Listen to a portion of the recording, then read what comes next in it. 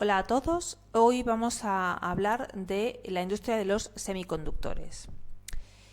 Los semiconductores pues, son unos pequeños microchips que van montados en placas, en materiales, en un montón de electrodomésticos, de automóviles, de ordenadores, de móviles, que pueden dejar pasar o no la electricidad según la necesidad de los fabricantes, y todos esos semiconductores son llamados vulgarmente microchips. Es la guerra de los microchips que se ha oído especialmente después de la pandemia, y hoy en día son imprescindibles para la fabricación de casi cualquier tipo de aparato. Uno de los componentes fundamentales para la fabricación de estos microchips es el silicio, algo que va a ser importante, lo vamos a ver a continuación. Durante los años 80 y 90, la mayor parte de los microchips eran producidos en Estados Unidos y en Europa, pero a partir de los años 90 se empezaron a trasladar, las compañías europeas y americanas empezaron a trasladar su fabricación al sudeste asiático por su bajo coste. Entonces seguían siendo compañías americanas o europeas, pero todo el proceso de fabricación se realizaba en el sudeste asiático. Las empresas a día de hoy más importantes y que producen más microchips son Intel, que es americana, y Samsung, que es coreana. Pero a pesar de ello, muchos después ya sabéis cómo funciona esto, tienen una empresa grande que hace subcontratas, etcétera, etcétera. Hay una empresa que es muy famosa por su fabricación de microchips, que los fabrica en Taiwán, que es TSMC, que es la mayor fabricante de microchips del mundo. La mitad, más o menos, un poco más de la mitad, se fabrican ahí y ellos lo fabrican en Taiwán. Aquí veis en esta imagen los mayores fabricantes de semiconductores, y veis Intel, Samsung, ¿ves? Intel de Estados Unidos, Samsung ya es de Corea, Hynix de Corea, Micron de Estados Unidos, Qualcomm de Estados Unidos. Hay muchas de Estados Unidos, pero es lo que os comentaba, son de Estados Unidos, pero su proceso de fabricación se realiza en el sudeste asiático. Silicio. Comentamos el silicio porque es fundamental para la fabricación de este tipo de microchips, con lo cual es un bien de interés geopolítico muy importante. Este es el aspecto que tiene el silicio, y el mayor productor del mundo es China.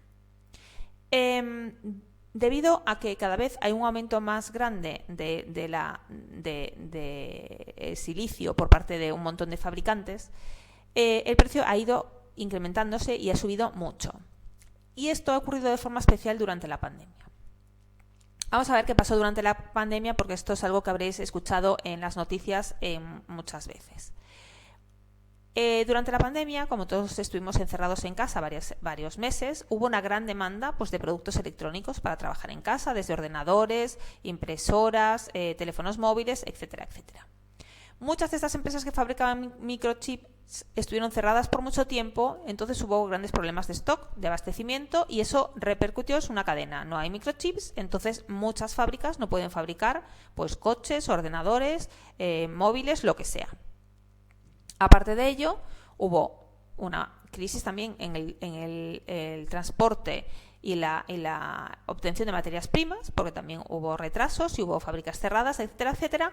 Entonces, todo ello ha hecho que durante muchos meses hubiese una falta muy grande de microchips en buena parte de las empresas mundiales, con lo cual muchas de ellas han tenido que retrasar su producción durante varios meses. Habréis escuchado que muchas, sobre todo en los automóviles, empresas de automóviles han tenido que retrasar su producción durante meses, y hay gente que está todavía en listas de espera para conseguir ciertos vehículos, etcétera, por la crisis de los microchips.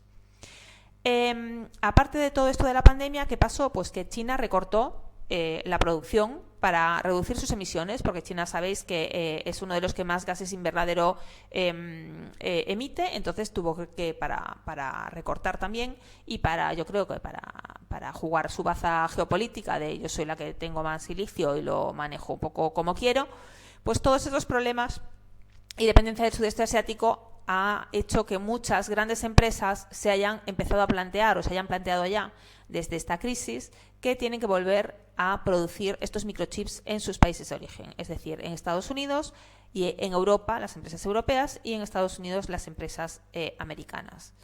Esto ha sido así no solo para tener un control sobre el proceso de fabricación de microchips y que no suceda este desabastecimiento como sucedió durante la pandemia y los meses posteriores, sino también para evitar el espionaje industrial, porque muchos estaban empezando a quejar de que, bueno, sí, fabricaban muchas cosas en China porque eran más baratas, pero luego saben que el respeto a las patentes y todo eso, pues bueno, en algunos países lo llevan de aquella manera.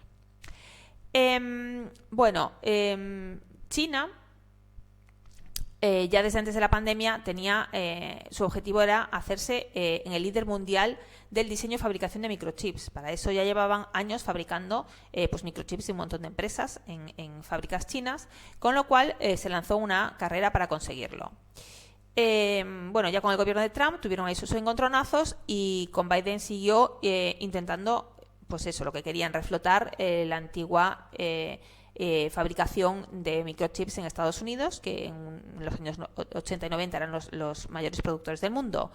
Entonces, para ello se ha creado una ley que, como veis aquí, os pongo, el pasado 28 de julio, se aprobó, que es la Chips and Science Act, y que va a invertir unos casi 300.000 millones de dólares para que se vuelva a traer la fabricación de esos microchips a suelo americano y no depender de China.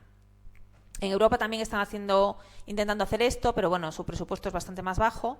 Entonces, algunas empresas a título individual, por ejemplo, compañías automovilísticas grandes tipo Mercedes, etcétera, están diciendo que van a traer la fabricación también para Europa, para así poder controlarla ellos directamente y no depender de nadie.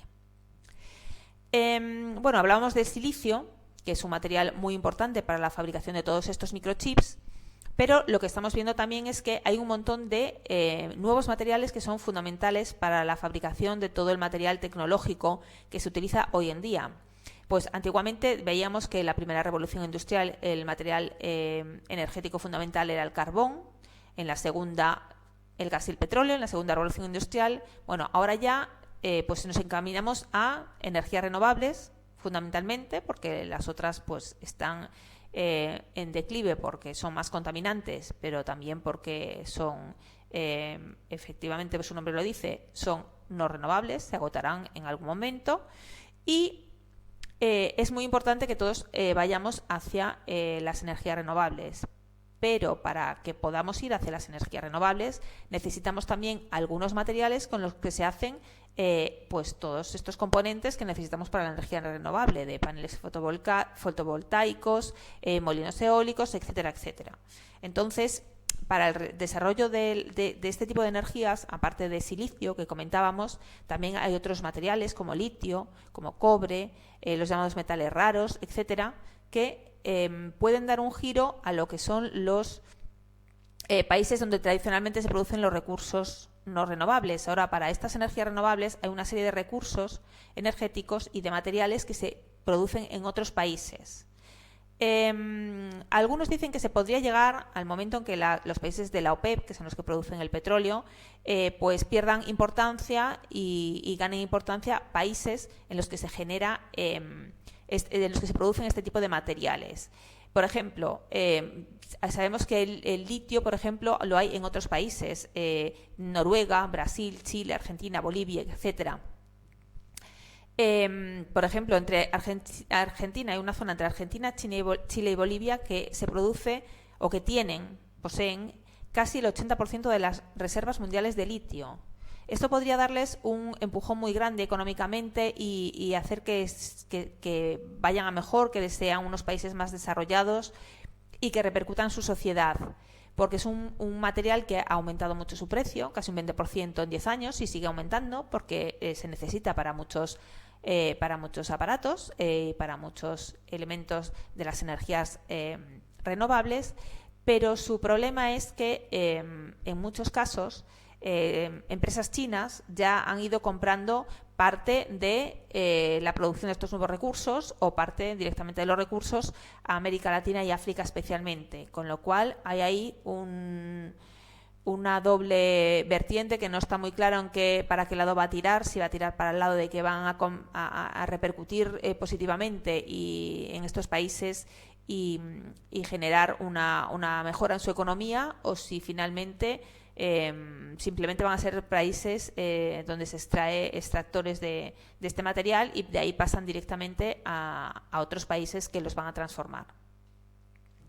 Aquí veis, por ejemplo, donde están las mayores reservas de litio del mundo, pues veis de Bolivia, Argentina y Chile, pues tienen una producción mucho más grande que todos los demás, con lo cual podrían llegar a tener una importancia si no se dejan un poco, como se diría vulgarmente, comer la tostada por China o por otros países. Entonces, bueno, esto es lo que os quería comentar en esta pequeña lección. Espero que haya sido de interés y muchas gracias por vuestra atención. Un saludo.